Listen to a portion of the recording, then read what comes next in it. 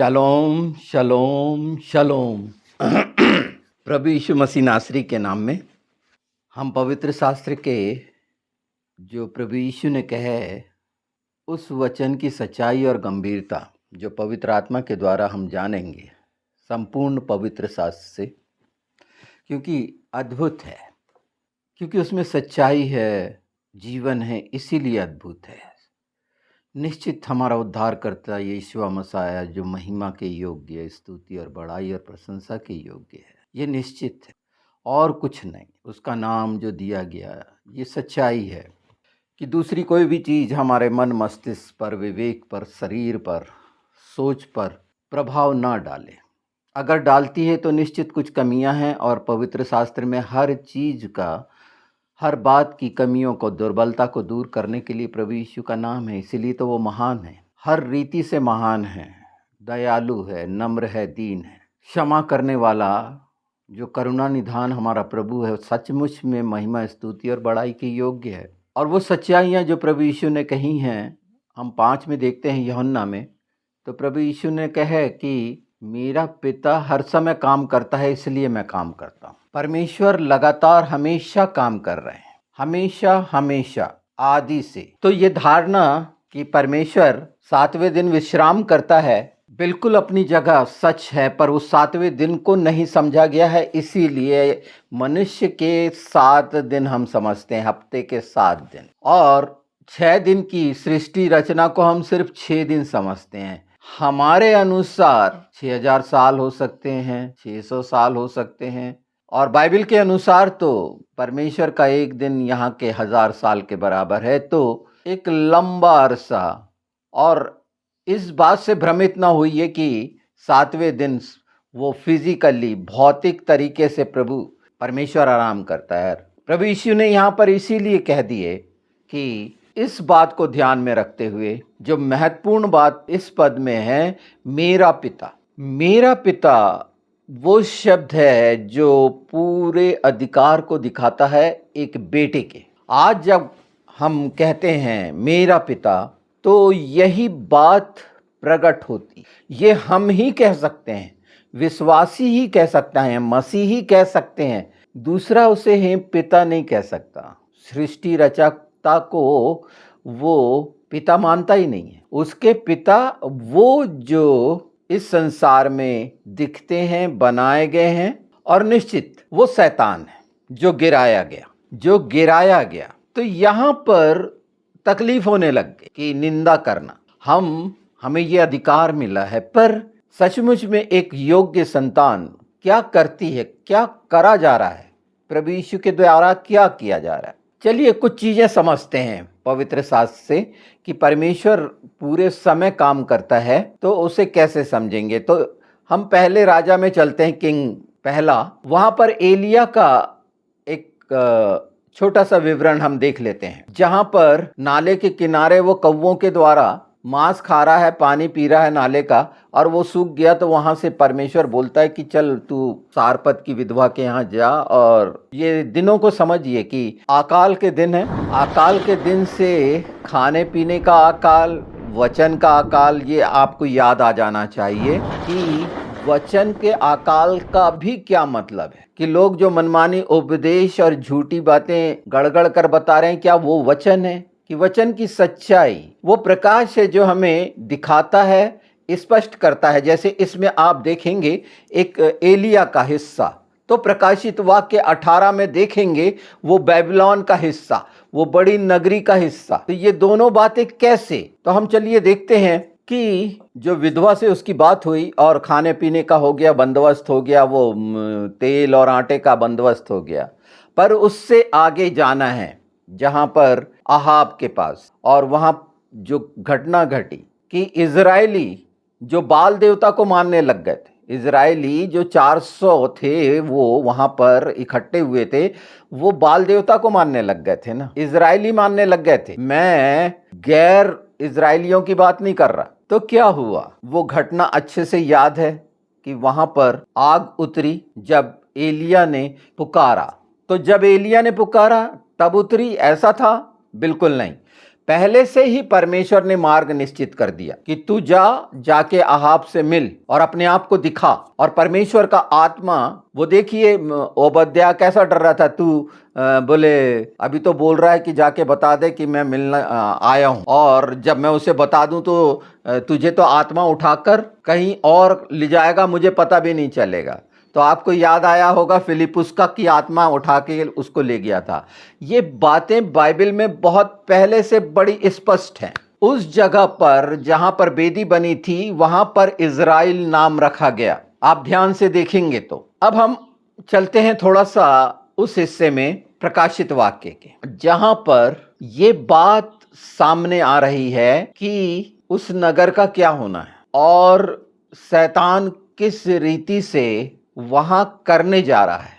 जो कुछ वहां हो रहा है बाइबल में बड़ा स्पष्ट लिखा हुआ है कि परमेश्वर ने यह बात उनके हृदय में डाली, मन में डाली कि वो ऐसा करें। देख लीजिए प्रकाशित वाक्य 17 में 17वां पद देखिए। क्योंकि परमेश्वर उनके मन में यह डालेगा कि वे उसकी मनसा पूरी करें, और जब तक परमेश्वर के वचन पूरे न हो लें तब तक एक मन होकर अपना अपना राज्य पशु को दे दें।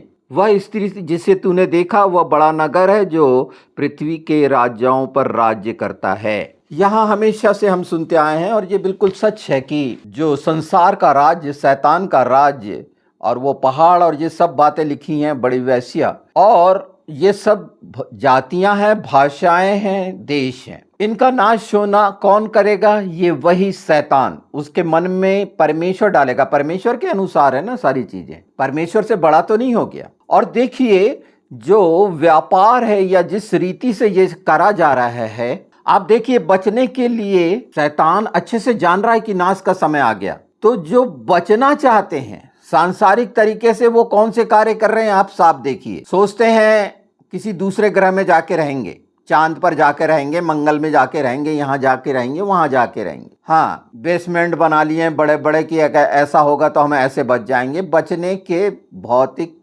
संसार के ज्ञान के कारण बचने की कोशिश करने का उपाय मनुष्य कर रहा है। और देखिए जहां शैतान ने इतना बहकाया हुआ है कि जहां से गिरा वो वहीं उनको वो स्वर्ग दिखा रहा है, और उन जगहों पर ये लोग अपने आप को स्वर्ग में रहेंगे समझ रहे हैं, और वहां वो नाश होंगे। क्यों?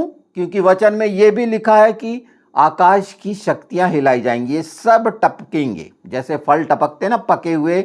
उन अंतिम समय में इनकी कोशिश है शैतान के साथ, क्योंकि ये उसको मानने वाले हैं, उसमें मसीही भी हैं, विश्वासी भी हैं, गैर विश्वासी भी हैं, सब तरह के लोग हैं। जैसे वहां इजराइलियों में बाल को मानने वाले थे, आज भी अर्थात क्या है बाल को मानना, संसार को मानना। वो 17 और 18 में देखेंगे तो ये सब चीजें जो आकर्षण की हैं, प्रकाशित वाक्य 17-18 में देख लीजिए, व्यापारी की है। एक खास बात यहाँ पर लिखी हुई है, देखिए ये काम परमेश्वर हमेशा काम करता है, उसका ये उदाहरण है। और ये होगा, ये एक सच्चाई है, कोई नहीं बचा पाएगा किसी रीति से, चाहे ये किसी दरार में छुप जाए। शैतान उन्हें मारना चाहता है, और ये जो बिल्कुल जिनका नाश होना है, परमेश्वर ने शैतान के मन में ये डाल दिया है कि ऐसी जातियों को वो खा जाएगा, नोच नोच के उसका मांस खाएगा, और ये खा ही रहे हैं। एक बहुत खूबसूरत बात लिखी है 18-20 में, हे स्वर्ग और हे पवित्र लोगों और हे प्रेरितों और भविष्यवक्ताओं, उस पर आनंद करो परमेश्वर, क्योंकि परमेश्वर ने न्याय करके उससे तुम्हारा बदला लिया है। ये पूरा बदला का अध्याय है। अगर हम 17 और 18 अध्याय को देखेंगे तो किस रीति से परमेश्वर डालेगा, और ये शैतान किस रीति से वहां पर जो पदों का बना हुआ है। अगर इसे ध्यान से 17 पढ़ेंगे तो लिखा हुआ है 16 से, जो 10 सिंह तूने देखे हैं वे और पशु उस वेश्या से बैर रखेंगे और उसे लाचार और नंगी कर देंगे और उसका मांस खा जाएंगे और उसे आग में जला देंगे। ये फूक जाएगा जो सारा कुछ वैभव। वो बड़ी वेश्या जो व्यापार करती है और अपने मत का उसमें बहकाई है, लोग बहके हैं। ये बड़ी वेश्या वो लोग हैं जो इन सारे व्यापार और मदमस्त हैं, धन दौलत। अगर धन दौलत की बात देखें तो 18 में धन दौलत देखिए, बहुत शानदार धन दौलत है लोगों के पास। 11 देखते हैं, पृथ्वी भर में ही तुम्हें दंड मिल गया, हे बड़े बेबीलोन नगर, बेबीलोन हे दृढ़ नगर, हाय हाय, बड़े घड़ी भर में ही तुझे दंड मिल गया। एक छोटे से समय में पूरा का पूरा 18 पद में जो विशेष लिखा है कि इनमें से कोई विपत्ति हम पर आना पड़े। अगर वो इसमें से कोई विपत्ति आ रही है तो डेफिनेटली संसार और शैतान के कारण है, क्योंकि ये होना है। तो आगे देखते हैं 11, पृथ्वी भर के व्यापारी उसके लिए रोएंगे और कल्पेंगे, क्योंकि अब कोई उनका माल मोल न लेगा।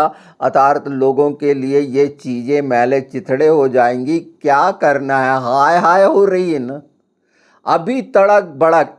ये छोटी छोटी चीज़ें लोगों के लिए कितनी महत्वपूर्ण है। एक कार की ही बात करो, कार को कितना मुख्य मान लिया गया है।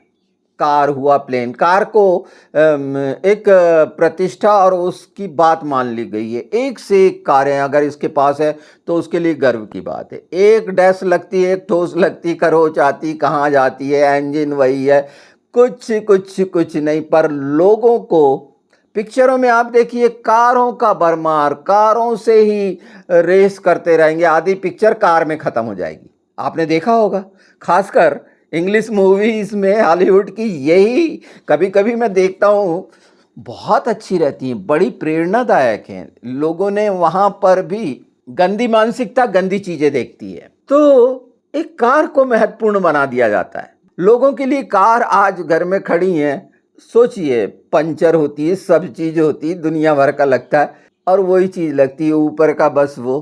तो लोग क्यों आकर्षित होते हैं? एक छोटी सी चीज बताई है मैंने। तो आगे पढ़िए पूरा, सोना चांदी ये सब बोलेंगे अब कोई नहीं खरीदना है, क्या करेंगे? हाय हाय हो रही है, दिखावे किससे बात करेंगे? पता चला लकवा मारा गया है मुंह में तो बात भी नहीं कर पा रहे हैं, पता चला चल नहीं पा रहे हैं, ठीक नहीं हो पा रहे हैं, सारी चीज से प्रताड़ित। ये ऐसे विपत्ति, मतलब विपत्ति, वो 10 विपत्ति याद कर लीजिए मिस्र की। तो ये जो लोग वही निम्रोद जैसे स्वर्ग तक अपनी कोशिश बनाने की कर रहे हैं, ये सब मिलके कर रहे हैं, जिनके अंदर ये बात है, जो बाल को मानते हैं, बाल देवता को मानते हैं, अर्थात संसार के शैतान को मानते हैं, और शरीर के आकर्षण में जो ये मानते हैं कि हम शरीर का उपयोग करके उसको साध के, साधक बन के विजय पालेंगे, तो पापी हमेशा लास्ट उसका, जितनी भी कोशिश ऐसी की गई है, संसार के बड़े बड़े ऋषि मुनि और जिनको संत महात्मा कहते हैं, सब मर गए, कहीं ना कहीं डिफाल्टर हुए, रोग से मर गए, इल्लियां पड़ के मर गए, दुर्गति में मर गए। कुछ समय के लिए लोगों को प्रभावित करे, नहीं वो तो 2500 साल से खाना नहीं खा रहा है, वो तो एक दाना एक दिन में खाता है। इस तरह के लुभावने बहुत सारी चीज़ें और कई चीज़ें देखें कि एक को और आखिरी समय में दूध पिला के जिंदा किया गया था, उसको आज मानते हैं वो नास्तिक लोग, है ना। कहने का मतलब ये है कि मनुष्य, वो बाल को मानने वाले वो सब हैं जो संसार के आकर्षण में और बड़ा बनना चाहते हैं। एक वो बड़ा बनना चाहता है जो जैसे नासा काम कर रहा है, बहुत सारा ऊपर ऊपर ऊपर, पता नहीं वो एलन मस्क कहाँ रहने की सोच रहा है। अगर प्रभु में सच्चाई में होगा तो इस बात को जानेगा कि सच्चाई ये है कि उद्धार सिर्फ प्रभु यीशु के द्वारा है, और वो हमेशा काम कर रहा है। प्रभु यीशु ने बोले कि जैसे मैं बाप को देखकर करता हूँ वैसा ही कर रहा हूँ, तो जो हमारा बाप कर रहा है हम क्या कर रहे हैं, ये हिस्सा जानने के लिए समझिए वो परिस्थिति में हम परमेश्वर की महिमा, स्तुति और बड़ाई के लिए क्या कर रहे हैं, कौन सी सच्चाइयों के साथ प्रत्येक दिन उसकी महिमा और स्तुति का हो रहा है। यीशु के नाम में पवित्र आत्मा के साथ, या हम अपनी ही झंझटें, अपनी ही ज़रूरत, ऐसे ही सोना चांदी इकट्ठा करना, रुपया पैसा, तो अंतिम समय में ये विपत्तियां ना आ पड़े। इसमें लिखा हुआ है, देखिए 18:4, फिर मैंने स्वर्ग से एक और शब्द सुना, हे मेरे लोगों, उसमें से निकल आओ कि तुम उसके पाप में भागी ना हो और उसकी विपत्तियों में से कोई तुम पर आना पड़े, कोई भी नहीं, क्योंकि उसकी एक भी विपत्ति हमेशा के लिए नरक में पहुंचा देगी, क्योंकि उसके पापों का ढेर स्वर्ग तक पहुंच गया है और उसके अधर्म परमेश्वर को स्मरण आए हैं। जैसा उसने तुम्हें दिया वैसा ही उसको दो और उसके कामों के अनुसार उसे दो गुना बदला दो। जिस कटोरे में उसने भर दिया था उसी में उसके लिए दोगुना भर दो। जितनी उसने अपनी बड़ाई की और सुख विलास किया, उतनी उसकी पीड़ा और शोक दो। ये सब वैसे ही होगा जितना ये सारा कुछ किया गया है, बिल्कुल वैसा। इसी कारण 8 देखिए, एक ही दिन में उस पर विपत्तियां आ पड़ेंगी और मृत्यु और शोक और अकाल और वो आग में भस्म कर दी जाएंगी, क्योंकि उसका न्यायी प्रभु परमेश्वर सर्वशक्तिमान है। वही सर्वशक्तिमान परमेश्वर, देखिए 2 हिस्सों को बहुत आसानी से, कि ये तमाम लोग जो बचने के लिए जो प्रयास कर रहे हैं और नाना प्रकार के तरीके भौतिक संसार के इस्तेमाल करने की कोशिश कर रहे हैं और सोचते हैं कि हम स्वर्ग चले जाएंगे या इस रीति से बच जाएंगे, तो कोई जगह नहीं मिलेगी। परमेश्वर सब नया करेगा और वो हमेशा काम कर रहा है। एक वो समय जब इस रीति से था और महिमा हुई, आज प्रभु के लोगों के द्वारा जो सच्चाइयों का प्रकटीकरण हो रहा है कि उसमें से निकल आओ। यही तो पड़ा हुआ है कि हम उन चकाचौंध में ना फंसें, क्योंकि वो अंतिम समय आ रहा है और ये लोग निम्रोद जैसे ऊंची इमारत बना रहे हैं। ऊंची इमारत से ये गारा मिट्टी की नहीं, वो इमारतें जो आज पहुंच की इमारत, आज दूसरे ग्रहों में पहुंचने के लिए जो संसाधन, तो इतना ये वहां तक पहुंच चुके, हमारे दृष्टि में वो दिख रही नहीं है, पर वो रास्ता तो दिख रहा है। जितने उपग्रह पे जाते हैं, ये छोड़े जाते हैं या भेजे जाते हैं या चांद और उसमें, तो उन्हें मालूम है ना कौन से रास्ते से जाना है। तो वो रास्ता जो बना हुआ है निम्रोद वाला, ऊंचाइयों पर वो पहुंचने वाला, आज देखिए कहीं वहाँ फंसी है और कई लोग वो अंतरिक्ष यात्री जिनका पता नहीं क्या होना है, हम नहीं जानते। हाँ, पर ये सब जो बड़ा बनना चाह रहे हैं और बड़े बन रहे हैं ना, इस अनुसार छोटी सी स्थिति देखिए, एक परिवार की, वो दूसरों से कंपटीशन में अपने यहाँ वो चीज़ें देखना चाहता है। हर एक मनुष्य भौतिक दृष्टिकोण से वो चीज़ें पाना चाहता है और शैतान ये उसके मन में डालता है और यही विपत्ति में फंसना है। और वो दिन जो हमें प्रभु यीशु के द्वारा मिला है कि कोई विपत्ति हम पर नहीं आ पड़ेगी, हमारे डेरे में कोई दुख नहीं, जो यीशु के संग है, प्रभु यीशु के संग है, क्योंकि वो काम कर रहा है। अगर हम उसके साथ, पिता के साथ एलिया था, तो वो काम जो बताया गया, आज पवित्र शास्त्र में सारे काम हमको बता दिए गए। कौन सी बात छूटी है? देखिए, ये बात मैं जो कह रहा हूँ, जो हमने देखा यूहन्ना 5 से, कि मेरा पिता हमेशा काम करता है, मतलब हर दिन महत्वपूर्ण है। हर दिन उसकी उपस्थिति का आप शब्द बोल सकते हैं पवित्र दिन, या एक दिन निश्चित करते हैं आप कि उस दिन शबत है और उस दिन आराधना करते हैं। बहुत अच्छा करते हैं कि आराधना का एक दिन, पर 6 दिन उसके साथ रहने में क्या तकलीफें रहते होंगे। पर भौतिक संसार की लालसाओं में 6 दिन गुजर जाते हैं, तो 7वां दिन कैसा होगा? भौतिक लालसाओं से भरा हुआ 7वां दिन का स्वाद लेंगे हम। अगर 6 दिन हम प्रभु यीशु के साथ हैं, उस पर निर्भर हैं, तो हर दिन की रोटी वो हमें देगा, हर दिन का अनुग्रह वो हमें मिलेगा। भौतिक संसार की जरूरतें विश्वास करने वालों के लिए कठिन लगता है कि जब वो पक्षी और चिड़ियों का हर दिन का, पशुओं का को भूखे नहीं रखता, तो मनुष्य का।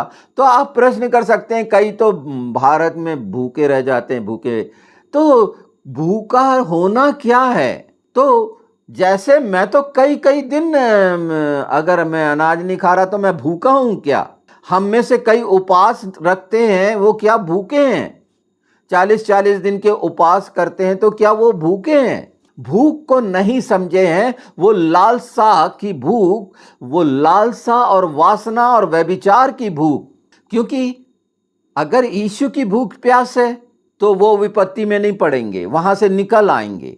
पर संसार में पड़े हुओं के लिए ये खूबसूरत वचन, जो हमारा जीवन का जल, जीवन की रोटी और जीवन की ज्योति है, हम कहते हैं, वो प्रत्येक रीति से हमारी आत्मा के लिए, पुष्टता के लिए, हर जोड़ के लिए, हाड़ मांस गुदे गुदे के लिए, हर आर्गन्स के लिए, हर टिश्यूज, हर सेल्स के लिए जिसने हमें बनाया है, वो हमारी चिंता करता है। हाँ, हमारा दृष्टिकोण शारीरिक होकर तो ये दो हिस्से देख रहे हैं हम। पवित्र शास्त्र दिखा रहा है साफ साफ कि क्या घटनाक्रम हो रहा है। ये भागने की तैयारी कर चुके हैं, शैतान समझ चुका है। उसके साथ ही जो पूरी रीति से संपन्न है आज के दृष्टिकोण से, मतलब मनुष्य के दृष्टिकोण जो संसार का है, धन दौलत का है, उस तरह से उन्हें संपन्नता समझते हैं। यहां लिखा हुआ है एक हिस्सा, उसे देख लीजिए। 19 देखिए, 18 का 19। कौन सा नगर इस बड़े नगर के समान है, और अपने अपने सिरों पर धूल डालेंगे और रोते हुए और कलपते हुए चिल्ला चिल्ला कर कहेंगे, हाय हाय, यह बड़ा नगर जिसकी संपत्ति के द्वारा समुद्र के सब जहाज वाले धनी हो गए थे, घड़ी भर में ही उजड़ गया। एक क्षण में ये सब उजड़ जाना है, और इसीलिए हम देखें कि कोई खरीदने वाला नहीं मिलेगा। तो ये चीजें जो संसार की इकट्ठी, जो काई खा जाता है, लिखा है बाइबल में। हम जो विश्वासियों के लिए सब बातें हम बात कर रहे हैं, याद दिला रहे हैं एक दूसरे को, और दिखाने की कोशिश कर रहे हैं। और यही काम हम सबका करना चाहिए, क्योंकि यीशु बोलता है कि मेरा बाप, तो मैं कहूंगा मेरा बाप हर समय काम करता है तो मैं भी करूं। तो ये अभी मैं बता रहा हूं, आपस में एक दूसरे को इस तरह से चिताना है कि देखो वहां पर क्या हो रहा है, वो इस तरह से कर रहे, विपत्ति में पड़ना है, निश्चित बाइबल का वो वचन पूरा होना है। वो आमीन है। परमेश्वर की प्रशंसा हो गई, महिमा और बड़ाई हो गई अनजाने में, हमने समझा ही नहीं। पर दुष्ट ने जान लिया कि ये बड़ाई प्रशंसा कर रहा है, तो उसको, और तो इसलिए सतर्क रहें कि ये लोभ लालच में फंसाने का जो चक्कर है ना शैतान का, और दिखा दिया है। अब तो उपग्रह ऊपर रहना है ना, पृथ्वी पर तो आना है ना, यहाँ तो सब चीजें, हर मोस्टली लोग ये जान गए हैं कि नहीं यार, कुछ गलत हो रहा है, होने वाला है ना, और उसकी तैयारी कर रहे हैं। पर पवित्र शास्त्र में हमें जो साफ साफ ये पता चल रहा है, तो हम ये चीजें देख लें, इस बात को जान लें, समझ लें कि एक हिस्सा वो है जो एलिया के द्वारा परमेश्वर ने प्रकट कर दिया, और आज परमेश्वर के लोगों के द्वारा प्रकट हो रहा है, उसकी महिमा, स्तुति और बड़ाई हो रही है। सब जान रहे हैं। सब जो गैर मसीही हैं उनका क्या हाल हो रहा है, वो अपने अपने उसमें लगे हुए हैं, अपने घर को बचाना, अपने शरीर को बचाना, उसकी देख रेख करना, यही चल रहा है पूरे सोशल मीडिया पे। जितने मीडिया प्लेटफॉर्म है, कैसे अपने आप के एक बाल को ठीक रखेंगे, कैसे अपनी चमड़ी को ठीक रखेंगे, यही सब कुछ चल रहा है। और उसके लिए ये करेंगे, और ये आविष्कार हो चुके, ये वाली गोली खा लो और ऐसा कर लो, वैसा कर लो। अंदर पता चला 50 तरह के कोड हैं, हर समय डॉक्टरों के यहाँ जा रहे हैं। परेशान हो गए हैं, शांति और नहीं। क्यों? कि शैतान ने उनको संसार के ये लोक लुभावने चीजों में फंसाया हुआ, एक दूसरे से झगड़ रहे हैं अधिकार के लिए। दुनिया भर का बड़ा बनना चाहते हैं एक दूसरे से, छोटे बनने की कोई कोशिश नहीं करता।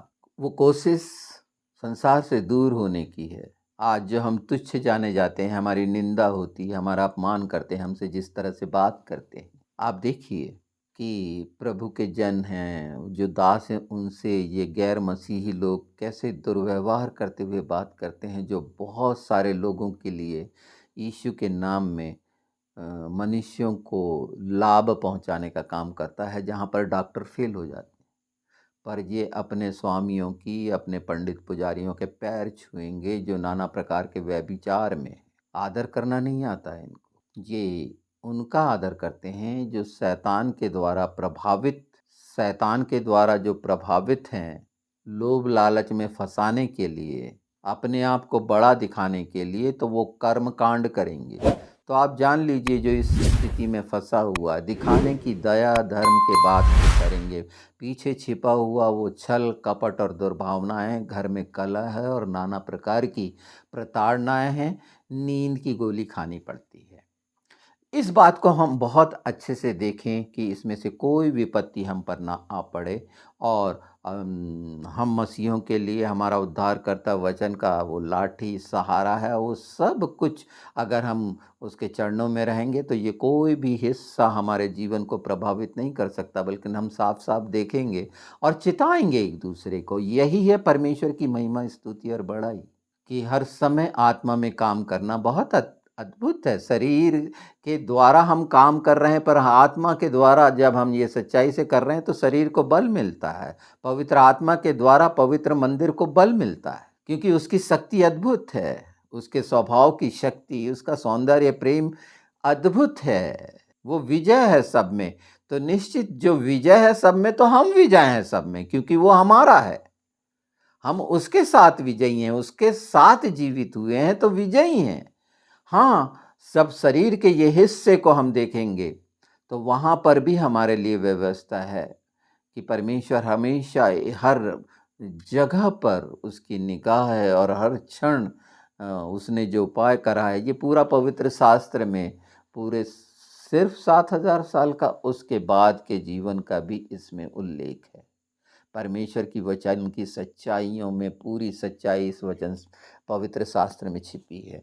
ये शरीर से समझने वालों के लिए नहीं है, और हर कोई चाहता है, वो आखिरी में बोलते हैं कि हमको आत्मा मिला है, और काम शरीर के करते रहते हैं, काम वासना में व्यभिचार। और देखिए ना, ये पूरा जो 17 और 18 है, ये पूरा व्यभिचार का दिया है, वैश्या की नगरी, और ये जाति और भाषाएं और ये तमाम लोग जिसमें मद में पड़े हुए हैं, किस बुरी तरह उस नर्क में जा रहे हैं इन्हें नहीं पता। पर प्रभु के जन अपने चरित्र और व्यवहार और स्वभाव से यीशु के साथ, वो जो प्रभु यीशु पवित्र आत्मा हमारे जीवन से प्रकट करना चाहता है, वो प्रकाश इन लोगों के लिए प्रकाश की किरण बनेगा और छुटकारे का कारण बनेगा। वो हमें इस्तेमाल करेगा अगर हम होना चाहते हैं, नहीं तो पत्थरों से भी काम करा लेगा। और आप देख रहे हैं कि संसार में जो जिन्होंने ऐसी इच्छा नहीं की, वो भागना चाहता था ना एलिया वहाँ से, बोले मैं अकेला बचाऊं, नहीं, परमेश्वर ने कहा 7,000 मैंने रख छोड़े, तू अपने आप को मत समझ। तो ये अकेले और सिर्फ अकेला जिसके बराबर कोई नहीं हो सकता, वो है प्रभु यीशु, मृत्यु पर जयवंत। हाँ, शैतान और उसके मानने वाले उस धारणा से जो बाल किए चुंगल में फंसे हैं, यीशु के नाम को सम्मान से लेना नहीं चाहेंगे, संकित नज़रों से यीशु को देखेंगे, जबकि संसार में उसके नाम के द्वारा काम होते हैं, इनकार कर देंगे। इतनी कठोरता है और बेशर्म है। मुझसे मिलने आते हैं ना, पूछते हैं ना, मैं तो बहुत ही, आप जानते हैं कि बिल्कुल खड़ी भाषा में ऐसों को तो लज्जित होते हैं, आंखें झुकाते हैं, कुछ नहीं है उनके पास कहने के लिए, और उनके तो सारे कर्म कांड परमेश्वर दिखा देता है कि ये क्या थे और क्या हैं और क्या होंगे। पर इसका मतलब दुर्भावना नहीं कि किस बुरी तरह से बाल ने, उस शैतान ने ये संसार के माया जाल में फंसाया हुआ है, और ये फंसे हुए पिस रहे हैं उस चक्की में। तो इसमें से कोई विपत्ति हम पर ना आ पड़े, इसका हम ध्यान, बिल्कुल वचन हमें ध्यान दिलाता है। और निश्चित हमारी प्रार्थनाओं में एक दूसरे के लिए यही कामना होना चाहिए, चाहे स्थिति बद से बदतर दिख रही हो, कुछ भी दिख रही हो, वो एक क्षण में न्याय हर चीज का, इस चीज का न्याय एक क्षण में, हमारे जीवन में न्याय एक क्षण में, उन सब कठिनाइयों से छुटकारा से विपत्ति का न्याय एक क्षण में। ये वचन की सामर्थ है, इसे ग्रहण कर लेंगे और समझ लेंगे और देखेंगे कि हाँ, लोग कैसे भागम भाग में लगे, और एक वह हिस्सा परमेश्वर ऐसी व्यवस्था करता है। आमीन।